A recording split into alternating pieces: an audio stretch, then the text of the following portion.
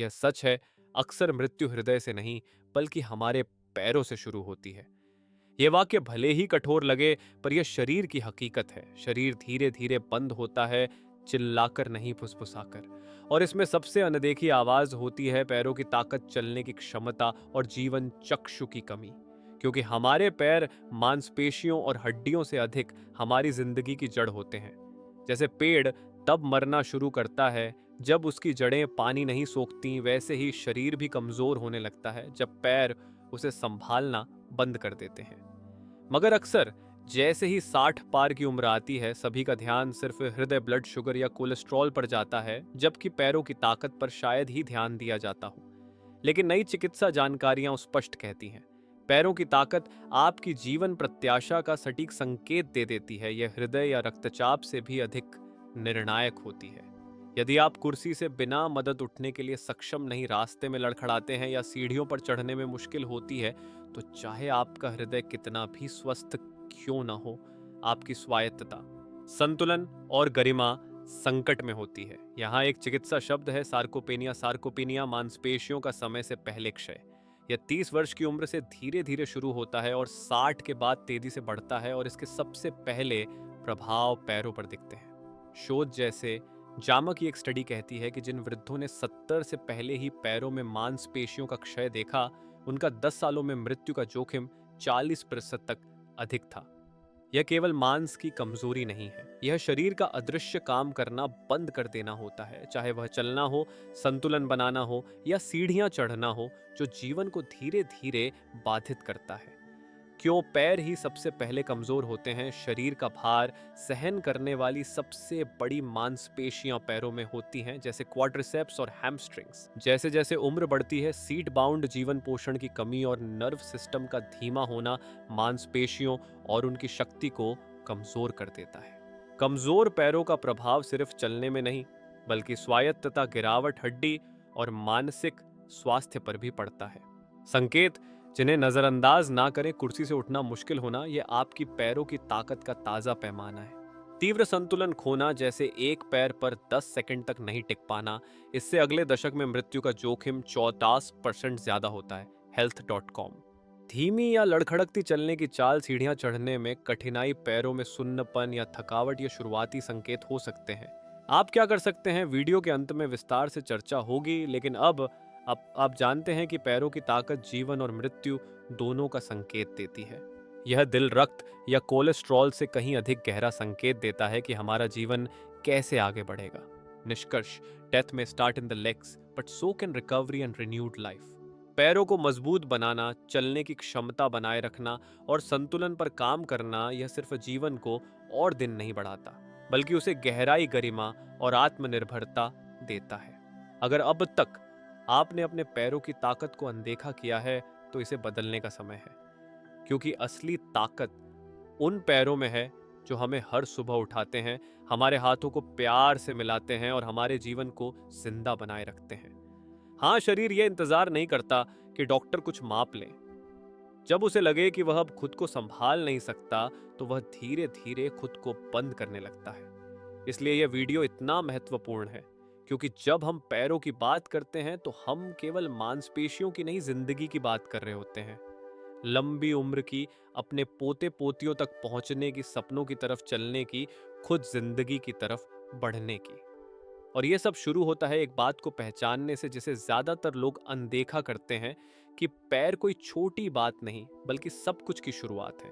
पहला लक्षण, उठने या सीढ़ियां चढ़ने में कठिनाई। जब शरीर बंद होने लगता है, तो वह जोर से नहीं चिल्लाता, वो धीरे धीरे संकेत देता है। ये संकेत दर्द या किसी मेडिकल रिपोर्ट की तरह नहीं आते। ये रोज के छोटे फैसले होते हैं, जैसे अब मैं सीढ़ियां नहीं चढ़ता, सब नीचे ही है, ऊपर वाले कमरे में जाने की क्या जरूरत, मैं तो सोफे पर ही सो जाता हूं। क्या आपने कभी ऐसा कहा है या किसी अपने को कहते सुना है? डॉन मैनुएल 66 साल के थे, हमेशा चलते फिरते रहते थे, लेकिन एक दिन उन्होंने अपने ही घर की सीढ़ियां चढ़ना छोड़ दिया। कहा, ऊपर क्यों जाऊं जब सब नीचे ही है। पर सच्चाई कुछ और थी, उन्हें सीढ़ियां चढ़ने में दर्द, डर और थकावट महसूस होती थी, और वे इसे स्वीकार करने में झिझक रहे थे। ये सिर्फ एक सुविधाजनक निर्णय नहीं था, बल्कि शरीर की एक चुप्पी भरी हार थी। शरीर जो कहता है उसे सुने। जब उठने के लिए कई बार कोशिश करनी पड़े या हाथों का सहारा लेना पड़े, तो शरीर कह रहा है कि क्वाड्रिसेप्स, जांघ की आगे की बड़ी मांसपेशियां और ग्लूट्स, नितंब की मांसपेशियां कमजोर हो रही हैं।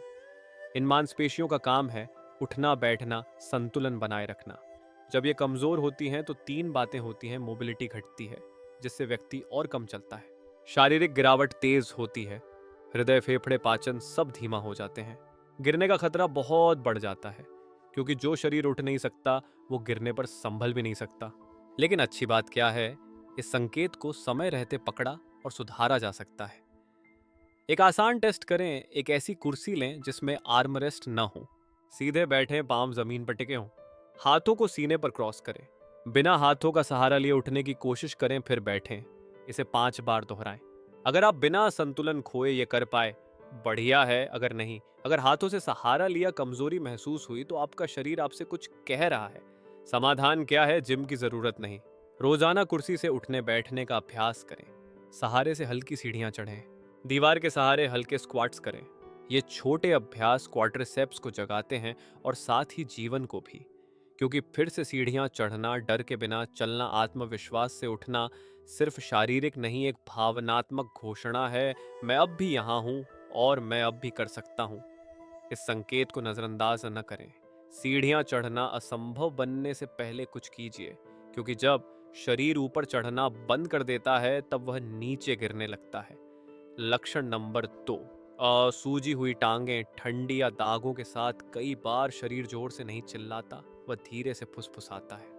और शरीर की सबसे अनदेखी फुसफुसाहट अक्सर टांगों में होती है। उस सूजन में जो मामूली लगती है, उन काले धब्बों में जो बिना चेतावनी के आ जाते हैं, उस ठंडक में जो घुटनों से नीचे पैरों तक जाती है, जबकि शरीर का बाकी हिस्सा गर्म रहता है। लुइसा 72 साल की थी, एक हंसमुख, सक्रिय और सजग महिला। लेकिन कुछ समय से उन्होंने देखा कि दोपहर के बाद उनकी एड़ियां सूजने लगती थीं। शायद गर्मी की वजह से है, उन्होंने कहा, या फिर मैं ज्यादा देर खड़ी रहती हूँ। लेकिन समय के साथ सूजन बढ़ गई। टांगें भारी लगने लगीं, चप्पलों के निशान पड़ने लगे, एड़ियों के आसपास नीले नीले धब्बे आ गए। उन्होंने इसे सामान्य समझा, लेकिन ये सामान्य नहीं था। जब टांगें सूजती हैं, ठंडी लगती हैं या रंग बदलने लगती हैं, तो शरीर यह संकेत देता है कि रक्त सही से प्रवाहित नहीं हो रहा। और यह समस्या जितनी दिखती है, उससे कहीं ज्यादा गंभीर हो सकती है। एक आम कारण क्रॉनिक वेनस इंसफिशिएंसी। जब पैरों की नसें खून को ठीक से ऊपर हृदय तक नहीं पहुंचा पाती, तो खून वहीं इकट्ठा हो जाता है, जिससे सूजन, एडीमा होती है, खासकर दिन के अंत में। इससे त्वचा पर काले धब्बे, हाइपरपिगमेंटेशन, खुजली और यहां तक कि अल्सर भी हो सकते हैं। अगर ये स्थिति ज्यादा गंभीर हो जाए, तो ये डीप वेन थ्रोम्बोसिस, डीवीटी हो सकती है। नस में खून का थक्का जो फेफड़ों तक जाए तो जानलेवा हो सकता है। इसका संकेत होता है एक टांग में दूसरी के मुकाबले ज्यादा सूजन, छूने पर दर्द, चलने में तकलीफ, उस हिस्से पर लालिमा। दूसरी तरफ अगर टांगे छूने में ठंडी लगती हैं, खासकर पांव, तो यह धमनी संबंधी समस्या, आर्टीरियल प्रॉब्लम हो सकती है। मतलब खून पैरों तक ठीक से नहीं पहुंच रहा। यह ब्लॉकेज, हार्ट या किडनी फेल्योर का संकेत हो सकता है।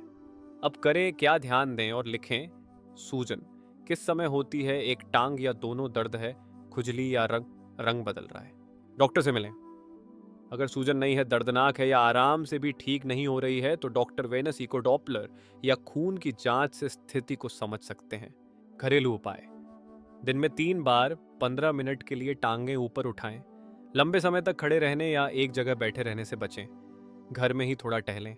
डॉक्टर कहें तो कंप्रेशन सॉक्स पहनें। नमक कम करें और पानी ज्यादा पिएं। पानी सबसे जरूरी बात, असामान्य चीजों को सामान्य न माने। अगर टांगे सूजी हुई दिखें, तो यह सिर्फ गर्मी नहीं है। अगर जूते अब फिट नहीं हो रहे, तो यह सिर्फ उम्र नहीं है। क्योंकि टांगे शरीर के लिए चेतावनी देती हैं, संचालन सही नहीं है, हृदय थका हुआ है, गुर्दे संघर्ष कर रहे हैं। अगर आप समय पर सुने, तो आप उन्हें फिर से मजबूत बना सकते हैं। क्योंकि जिन टांगों में अच्छा रक्त प्रवाह हो, वही शरीर बेहतर जीने की इच्छा रखता है। कभी कभी शरीर में दर्द नहीं होता, बल्कि जलन होती है, तनाव होता है, चुभन महसूस होती है, या फिर बिल्कुल भी एहसास नहीं होता। और ये सब तब होता है जब पूरी दुनिया सो रही होती है। रात की खामोशी में टांगे जोर से बोलती हैं। एंटोनियो 70 साल के थे। हर सुबह उनकी चीखें सन्नाटे को तोड़ देती थी। मेरी टांगें जकड़ जाती हैं, ऐसा लगता है जैसे किसी ने अंदर कुछ छुपा दिया हो। उनकी पत्नी कहती थी कि ये बस मामूली ऐंठन है, लेकिन ये सिर्फ मांसपेशियों की ऐंठन नहीं थी। एंटोनियो को लगता था जैसे कोई अदृश्य जंजीर उनकी पिंडलियों को इस कदर कस रही हो कि वो रो पड़े। ये लक्षण कहीं गहराई से आ रहे थे। रात में ऐंठन जलन, लगातार झंझनाहट या फिर पैरों और टांगों में सुन्नता ये उम्र के सामान्य लक्षण नहीं है। ये साफ संकेत हैं कि पैरों की नसें, पेरिफेरल नर्व्स क्षतिग्रस्त हो रही हैं। जब नसों में गड़बड़ी होती है तो शरीर भ्रमित संकेत देने लगता है। कभी जरा सी छूने पर असहनीय दर्द, तो कभी कोई एहसास ही नहीं। कभी लगता है जैसे पत्थरों पर चल रहे हों, तो कभी लगता है जैसे पैरों में जान ही नहीं बची। एक आम कारण है डायबिटिक न्यूरोपैथी। जब शुगर नियंत्रित नहीं रहती तो नसों को खून पहुंचाने वाली नलियां धीरे धीरे नष्ट हो जाती हैं और नसें मरने लगती हैं। एक दूसरा कारण है विटामिन B12 की कमी। यह विटामिन नसों के स्वास्थ्य के लिए जरूरी है। इसकी कमी से थकान, धड़कने तेज होना, झंझनाहट, चुभन जैसी तकलीफें और मांसपेशियों की कमजोरी हो सकती है, खासकर पैरों में। इसके अलावा कुछ दवाएं पुराने शराब सेवन से या वायरल संक्रमण भी नसों को नुकसान पहुंचा सकते हैं। और इन लक्षणों की एक खास बात होती है, ये रात में और ज्यादा बढ़ते हैं, क्योंकि जब बाहर की गतिविधियां रुक जाती हैं तो शरीर के अंदर चल रही तकलीफें ज्यादा महसूस होती हैं। अब करें क्या? इन्हें अनदेखा न करें। जो शुरुआत में मामूली लगता है वही आगे चलकर विकलांगता बन सकता है। ब्लड टेस्ट कराएं। ब्लड शुगर, HbA1c और B12 की जांच जरूरी है। न्यूरोलॉजिस्ट या फिजिशियन से सलाह लें। अगर ऐंठन या सुन्नता बार बार हो रही हो, दवाओं की समीक्षा करें। कुछ दवाएं नसों को नुकसान पहुंचा सकती हैं। खान पान सुधारें। अंडा, मछली, दालें, B12 युक्त खाद्य पदार्थ लें या डॉक्टर की सलाह से सप्लीमेंट लें। मैग्नीशियम और पोटेशियम का ध्यान रखें, ये मांसपेशियों के लिए जरूरी मिनरल है। सोने से पहले हल्की स्ट्रेचिंग करें, खासकर पिंडलियों की। रक्त संचार सुधारें। दिन में टांगें ऊपर रखें, थोड़ी बहुत टहलें। याद रखें, जब नसें चुप हो जाती हैं तो शरीर महसूस करना बंद कर देता है, लेकिन जब वे चीखती हैं तो मतलब है कि आप अभी भी कुछ कर सकते हैं। हर रात अपने पैरों को पीड़ा से बचाने के लिए अभी पहला कदम उठाएं, क्योंकि स्वस्थ टांगों का मतलब है एक आजाद आत्मनिर्भर जीवन। और यही असली लंबी उम्र की कुंजी है। यह केवल एक रूपक नहीं है। कई शोधों ने यह साबित किया है कि 60 की उम्र के बाद धीरे चलना सीधे तौर पर मानसिक क्षमता में गिरावट, हृदय रोगों और यहां तक कि समय से पहले मृत्यु के जोखिम से जुड़ा हुआ है। Journal of the American medical association में प्रकाशित एक अध्ययन में 34,000 से अधिक बुजुर्गों का विश्लेषण किया गया। परिणाम स्पष्ट थे। जो लोग धीरे चलते थे उनकी मृत्यु दर उन लोगों की तुलना में अधिक थी जो नियमित और स्थिर गति से चलते थे। क्यों? क्योंकि चलना सिर्फ टांगों को हिलाना नहीं है। यह एक क्रिया है जिसमें दिमाग का समन्वय, मांसपेशियों की ताकत, संतुलन, सांस की क्षमता और हृदय का स्वास्थ्य शामिल होता है। इनमें से किसी एक में भी गड़बड़ी हो तो चाल धीमी हो जाती है और शरीर संकेत देने लगता है। टांगों की कमजोरी एक और चुपचाप हमला करने वाले दुश्मन से भी जुड़ी होती है, गिरना, फॉल्स। और ये मामूली गिरावट नहीं होती।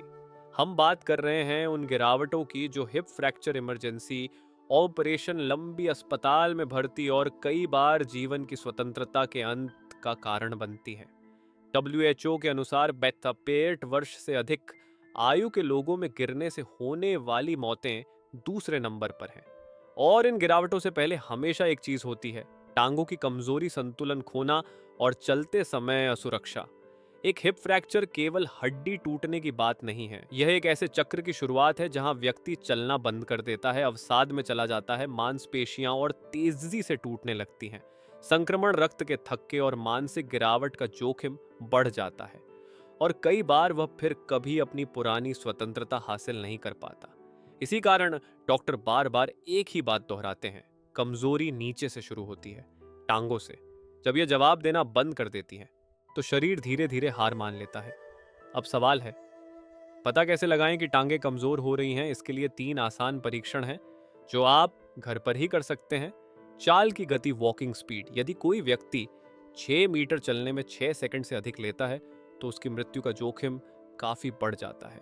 संतुलन की क्षमता, बैलेंस टेस्ट, एक पैर पर 10 सेकंड तक आंखें खुली रखकर खड़े रहें। यदि संतुलन नहीं बना पाते तो नर्व और मसल्स कमजोर हो रहे हैं। Chair lift test, chair rise test, कुर्सी पर बिना हाथ का सहारा लिए 5 बार उठना बैठना करें। यदि आप थक जाते हैं या हाथों का इस्तेमाल करना पड़ता है तो ताकत में गिरावट है। ये परीक्षण सरल हैं, डॉक्टर की जरूरत नहीं। और सबसे अहम बात, ये शुरुआती कमजोरी को पकड़ सकते हैं जब बदलाव अभी संभव है।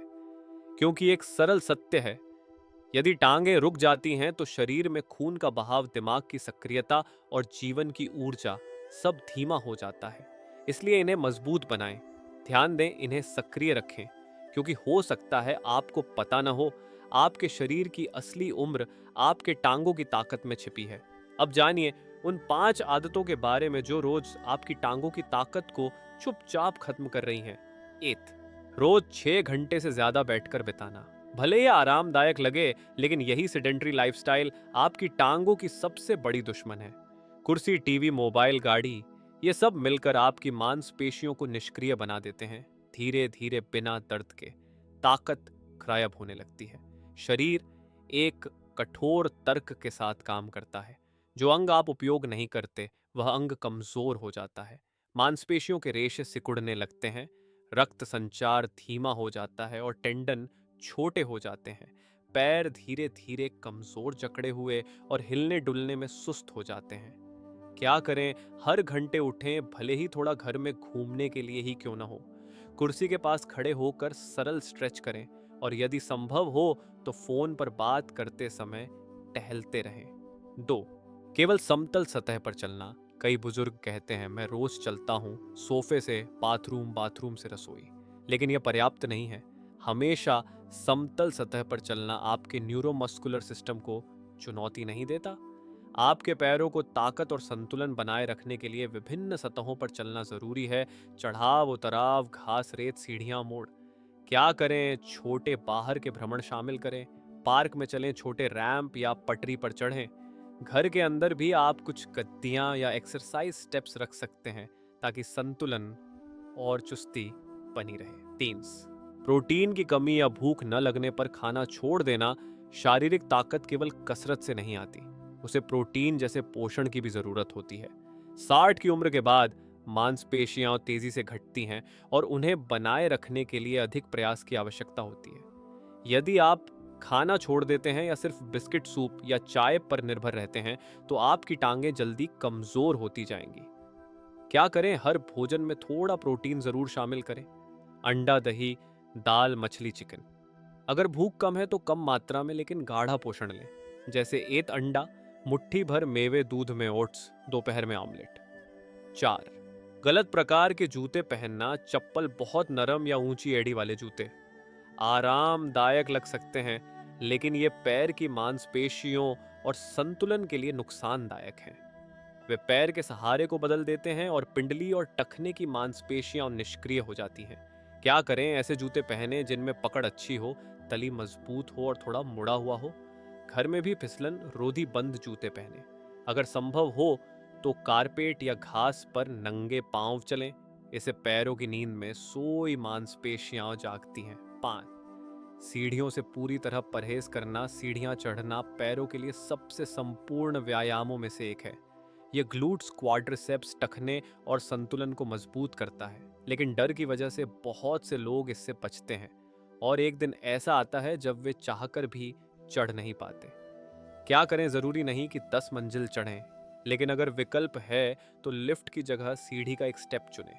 धीरे धीरे चढ़ें, रेलिंग पकड़कर। अगर घर में सीढ़ियां नहीं हैं तो एक कम ऊंचाई वाला स्टेप लें और उस पर बार बार चढ़ना उतरना करें। 6, सक्सा के बाद टांगों की गिरावट को कैसे पलटें।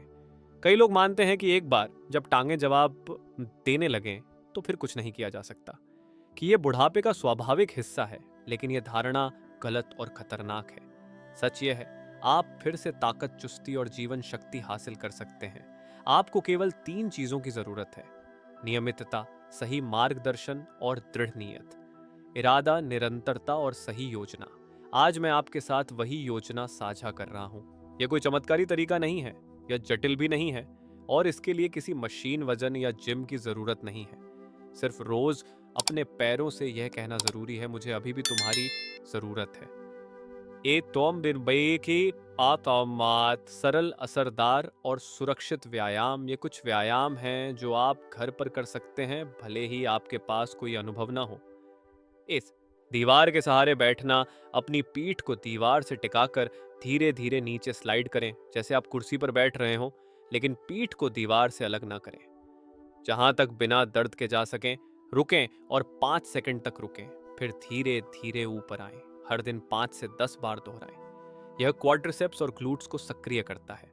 2, स्टेप पर चढ़ना उतरना। एक कम ऊंचाई वाला मजबूत स्टेप या मोटी किताब लें। एक पैर से चढ़े फिर दूसरे से, उसी क्रम में नीचे उतरें। धीरे धीरे करें और पैरों की मेहनत को महसूस करें। हर दिन 1 तो 2 मिनट करें, धीरे धीरे दोहराव बढ़ाएं। 3, पंजों पर चलना।